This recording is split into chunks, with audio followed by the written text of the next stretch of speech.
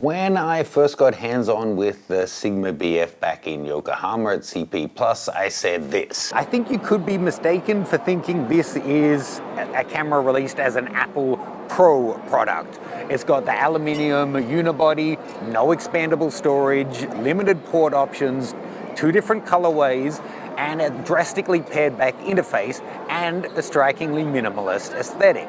And a couple of weeks later, MKBHD said this. Johnny Ive Days Apple would have made a camera like this. If you told them to make a camera, it for sure would have had no memory card slot.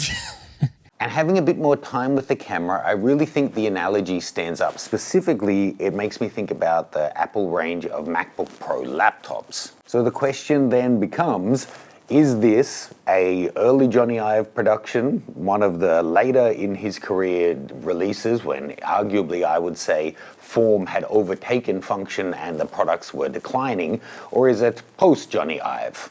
This first hands-on video is brought to you by Patreon Uncut. I've just put up new options including annual membership where you can save an additional 20% on the different tiers. It takes you along behind the scenes on a bunch of different photo shoots that I can't share anywhere else, and I'm updating it just about every day. You can see full details in my link tree below.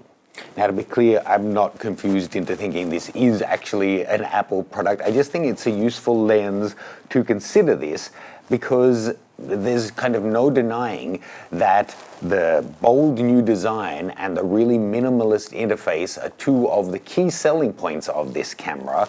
And that's absolutely something that it shares with Apple.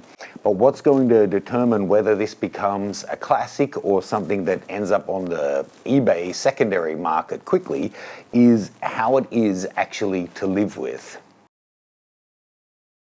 A bold new take on the interface could be revolutionary. It could get rid of all of the junk and interferences and let you focus in on what really matters to you and your photography. Or it could be a massive pain in the ass and it could be reinventing the wheel when there was nothing wrong to begin with. Think about like the touch bar on MacBook Pros. On paper, sounds fantastic. All these things that you'd be able to do with it. In reality, it was just kind of nothing, and it was kind of removed in a couple of generations because it just never lived up to its potential. Likewise, a sleek new design with minimal I/O could be revolutionary. Sometimes getting rid of complexity really does help.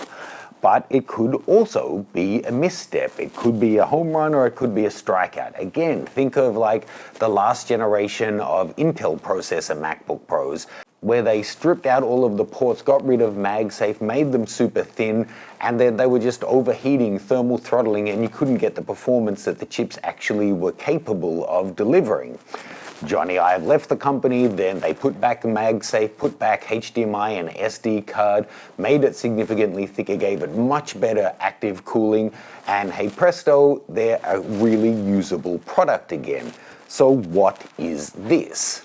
I hope it's a good balance, because that's really what I'm getting at. There needs to be a balance between form and function in design. If it goes too far in either direction, it can be kind of not what you're looking for. You know, on one extreme, you could have something extremely ugly that just gets the job done. You know, arguably like DSLRs, there wasn't really much change over the years. The ergonomics worked, however. They weren't that pretty, but they got the job done. Or it could be at the other end of the spectrum where things get so much attention in terms of how they look, but actually in the hand aren't that good. Now, I've said this before, but I'll stand by it. I was recently traveling through Europe, and for the month I took a loaner of the Leica Q2 monochrome, and in my opinion, without having the thumbs up or adding a half case or a grip to this, I think the ergonomics are pretty shocking. And actually, I was using a wrist strap for most of it, and then found using this particular camera, the way I was using it, I ended up going and buying a neck strap for it because I hadn't taken the Leica one. And I found that having it dangling from my wrist meant that, you know, getting my phone out or paying for things when I'm trying to be careful on the street wasn't really practical. Having it around my neck, it turns out, for the way I would shoot with it, was the more comfortable way of doing it. So you need time to live with things to find that out. Whereas this guy, It only has one port, so it's only designed to be used with a wrist strap. And they've said, well, there's no EVF, so it's going to be very hard to put a thumbs up on. And they've said that they're not releasing any additional accessories for this, so you can't expect any grips or cases to be coming from Sigma.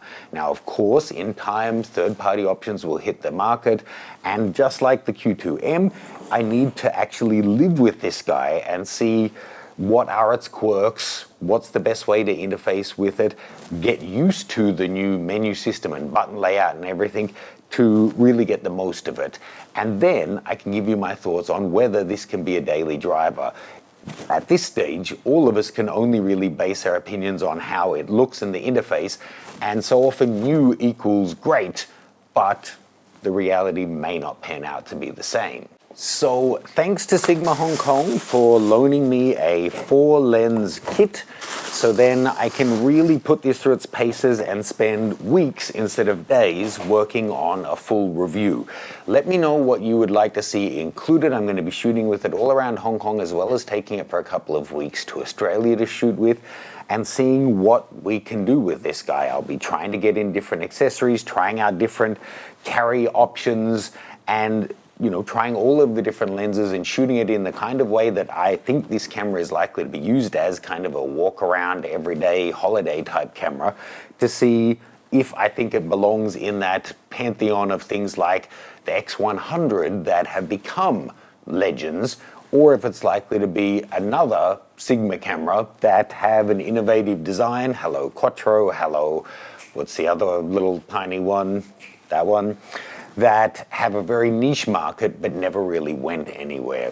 Fingers crossed this turns out to be one of the latest generation MacBook Pros that's got the balance of form and function right and is a joy to shoot with, rather than something that's full of bugs and quirks that I find myself leaving in the hotel room.